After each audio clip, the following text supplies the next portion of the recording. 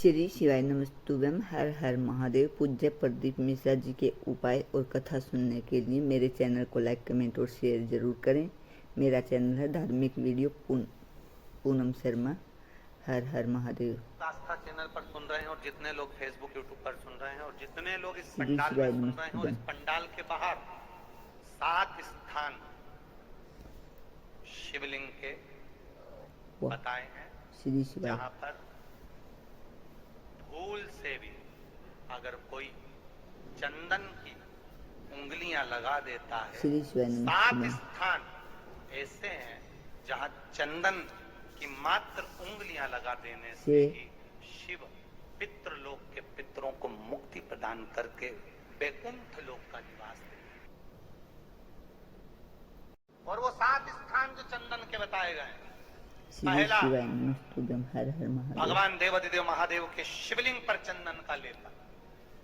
समझ लेना जरा बहुत अच्छे से। श्री शिवाय नमस्तुभ्यम। आपको लगता है स्वप्न में कोई मुर्दे दिख रहे हैं या कोई जल रहा है या कोई मर रहा है या कोई चला गया है, ऐसा भय लगता है। बच्चों को मानी भेजूंगी ऐसा हो जाएगा, पति को मानी भेजूंगी ऐसा हो जाएगा, कोई हमारे कोई गलत तो नहीं कर रहा है। आपको लगता है 7 स्थान चंदन के बताए महाराज। पहला शिवलिंग,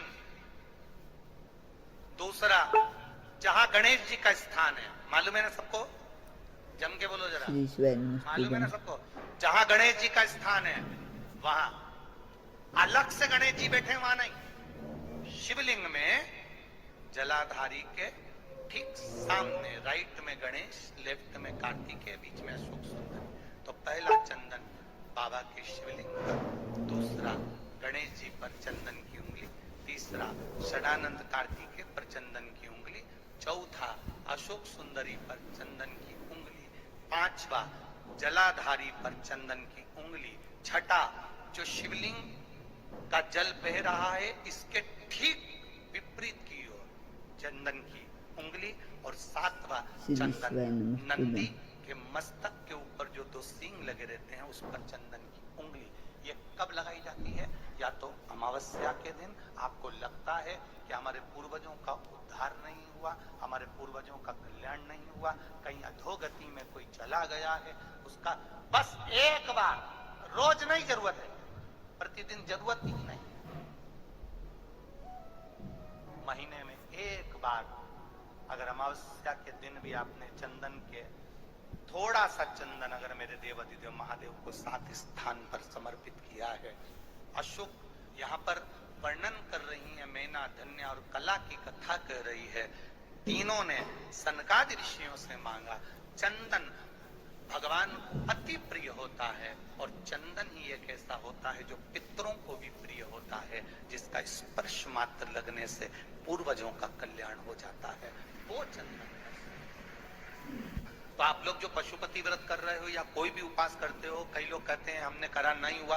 क्यों नहीं हुआ? उसमें हमारी गलतियों को हमें चाहिए। ये देखिए,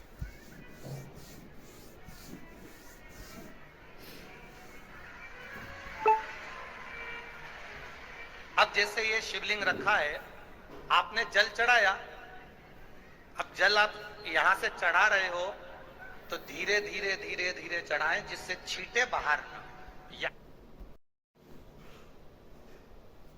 यहां तक छींटे रहे ना, जलाधारी तक चलेगा, बाहर ना गिरे। और एक बात का स्मरण रहे, यदि बेलपत्री, फूल, पत्ती जल चढ़ाने के बाद ये सब अगर नीचे गिर जाए, जलाधारी पर गिर गया या नीचे उतर गया, तुम्हारा पूरा जल चढ़ जाए, तुम्हारे पास में चंदन नहीं है, अबीर नहीं है, गुलाल नहीं है, कुछ भी नहीं हो, तो भी अपने हाथ की 3 उंगलियों से रेखा 3 खींचकर और फिर जो माला आदि भगवान की रखी थी उसी से भगवान का वापिस पूरा श्रृंगार कर कर फिर वापिस आइए। भगवान को पूर्ण श्रृंगार,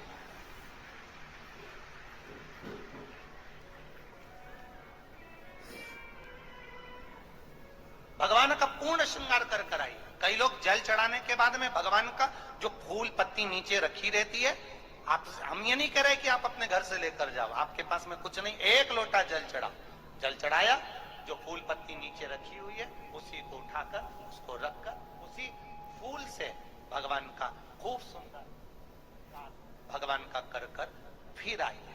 क्यों?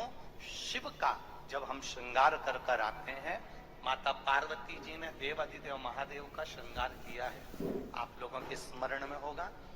राम श्री शिवाय नमस्तुभ्यम। हर हर महादेव। पूज्य प्रदीप मिश्रा जी ने अमावस्या का बहुत अच्छा और अचूक उपाय बताया है। पूज्य प्रदीप मिश्रा जी ने बताया है कि जब शिव जी भगवान का पूरा श्रृंगार हो जाए, स्नान दान हो जाए, तो 3 उंगलियां चंदन की भगवान शिव पर लगा देनी चाहिए, जिससे हमारे घर में कोई भी पितर दोष हो वो सभी पितर दोष खत्म हो जाएगा। और ये हर रोज़ करने की ज़रूरत नहीं है, ये बस महीने में प्रदोष या अमावस्या के दिन करने वाला उपाय है। अगर आप ऐसा करते हैं तो आपके घर से सभी पितर दोष दूर होगा और भगवान शिव आपके ऊपर बहुत जल्दी कृपा करेंगे। पूज्य प्रदीप मिश्रा जी के उपाय और वीडियो देखने के लिए चैनल को लाइक, कमेंट, शेयर जरूर करिए और कमेंट बॉक्स में हर हर महादेव अवश्य लिखें। शिला के ऊपर और भगवान राम उनका श्रृंगार कर रहे हैं, एक कौवा आता है वो चोंच मार कर जाता है, ये सारा वृत्तांत आप लोगों ने श्रवण किया है। तो राम जी माता सीता का श्रृंगार करते हैं, भगवान कृष्ण राधा जी का श्रृंगार करते हैं। केवल एक देव अधिदेव महादेव की कथा ऐसी है जिसमें पार्वती जी शिव जी का श्रृंगार करती है। शिव का श्रृंगार किस लिए? क्यों? कहा जल चढ़ाने के बाद वहीं पर पड़ी हुई पत्ती से, फूल से, जो चढ़े हुए फूल हैं, चढ़ी हुई पत्ती है, चढ़ा हुआ निर्माल्य है, जो भी शिव जी का है, उसी को धोकर वापिस भगवान का श्रृंगार कर आना चाहिए। किस लिए? कि हे भोलेनाथ, जब मैं इस संसार सागर से जाऊं अखंड सुहाग लेकर पूरी श्रृंगार कर इस धाम से जाऊं। श्री शिवाय नमस्तुभ्यम। हर हर महादेव। जो पढ़ाओ श्री शिवाय नमस्तुभ्यम। चंदन नहीं है, हाथ से चंदन का स्मरण होना। और एक विश्वास के साथ आप लोगों से कहना चाहूंगा, जितने लोग आस्था पर कथा सुन रहे हो, जितने फेसबुक यूट्यूब पर सुन रहे हो, बस जल चढ़ाने का एक नियम है शिव जी का। शंकर भगवान को जो जल चढ़ाया जाता है दुख काटने के लिए, तकलीफ काटने के लिए, कष्ट मिटाने के लिए, तो एक नियम है शंकर भगवान का जल चढ़ाने का जो नियम है। जैसे ये गौल जलाधारी है, यहाँ से पानी गिरता है, ये शिवलिंग है। ये दो जो भगवान का पानी जहां बहकर जाता है ये गोल में से, तो यहाँ जो स्थान है ये सीधे भाग पर गणेश जी विराजमान है, लेफ्ट भाग में कार्तिकेय जी है। बीच में एक मोटी सी लाइन होती है जहां अशोक सुंदरी है। ऊपर से जो बूंद बूंद पानी गिर रहा है वो शंकर भगवान की 5 लड़कियां हैं, जया, विषहरा, शामलीबाई, दौतली और देव। जहां गोल भाग है, जहां शिवलिंग रखा हुआ है, ये माता पार्वती जी का हस्त कमल है, जिसको पीठिका कहते हैं। महाराज, जल चढ़ाने का नियम है, जब हमारे ऊपर दुख होता है, तकलीफ होती है, कष्ट होता है, बड़ी दिक्कत परेशानी होती है, तो हम जल चढ़ाते हैं। तो उस जल को चढ़ाने का नियम है, पहले गणेश जी का स्थान, कार्तिकेय का स्थान, अशोक सुंदरी की जगह, फिर माता पार्वती की पीठिका, उसके बाद जलाधारी को स्मरण कर जल धीरे धीरे शंकर भगवान पर छोड़ा जाता है। जब धीरे धीरे शिव जी पर जल चढ़ाएं, उसके बाद में आप अपने मन की कामना जब जल चढ़ाते जाएं और बाबा से कहते जाएं, बाबा रोज कामना कहने की जरूरत नहीं है, एक बार आप कामना करो और उसके बाद जल चढ़ाना प्रारंभ करो। और उसको कहना जरूर, तेरे दरबार से कोई खाली नहीं गया मेरे शंभू, मैं नहीं जानती, मैं तो इतना जानती हूँ कि कंकर शंकर है और तू सुनता जरूर है। ब्रह्मा ब्रह्म लोक में है, भगवान विष्णु वैकुंठ लोक में है, पर मृत्यु लोक में मेरा देव अधिदेव महादेव है, मेरी सुनेगा जरूर। और बाबा से विनय कर आप आइए। श्री शिवाय नमः। सुबह 4 बजे से लेकर 7 बजे तक पीपल से लेकर पीपल के वृक्ष में 10 बजे तक भगवान विष्णु का वासा होता है। 10 बजे से लेकर 11:30 बजे तक पीपल के वृक्ष में पितरों का वास प्रारंभ होता है।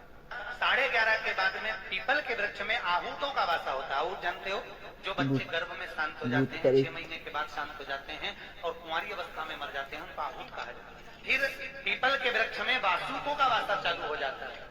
ये अग्नि पुराण का संवाद है। वासुकों का वासा के बाद में शाम को 4 बजे से 7 बजे तक पीपल के वृक्ष में भगवान शंकर का वासा चालू हो जाता है। 7 बजे के बाद में पीपल के वृक्ष में रात्रि को 8 बजे से 9:30 बजे तक पीपल के वृक्ष में कुबेर का वासा होता है। इसलिए दीप को 9 बजे जो पीपल के पेड़ के नीचे घी का और एक तेल का दिया लगा देता है, उसके यहाँ कभी संपदा की कमी नहीं होती। शंकर जी ने 7 बार बनाए हैं, रविवार, सोमवार, मंगल, बुध, गुरु, शुक्र और शनि। ये शिव जी ने बनाया। अब एक दिन आपने अपना बना लिया, बाकी के दिन अगर कोई पीपल के वृक्ष के नीचे आएगा और यहाँ तो दरिद्रता बैठी है, तो उसका क्या होगा? भगवान नारायण बोले, सुन दरिद्रता, तेरे से एक विनती है, अगर कोई भी मनुष्य इस पीपल के पेड़ के नीचे अगर या तो पानी का लोटा लेकर जाओ, मुंगू का चोपड़ा लेकर जाओ, शक्कर लेकर जाओ, या पेड़ के नीचे चींटी को डालने के लिए आटा ले जाओ, और खाली हाथ पीपल के वृक्ष के नीचे कभी मत जाना। खाली हाथ जाओगे तो दरिद्रता तुम्हारे घर में प्रवेश करेगी। दरिद्रता उठकर खड़ी होकर बोली, नारायण तुमने अपनी मनमानी करी है, एक दिन मुझे भी मेरा चाहिए। भगवान ने कहा, बोल कौन सा दिन चाहिए?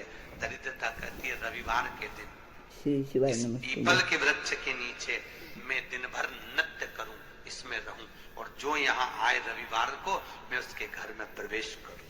भगवान ने कहा, ठीक है।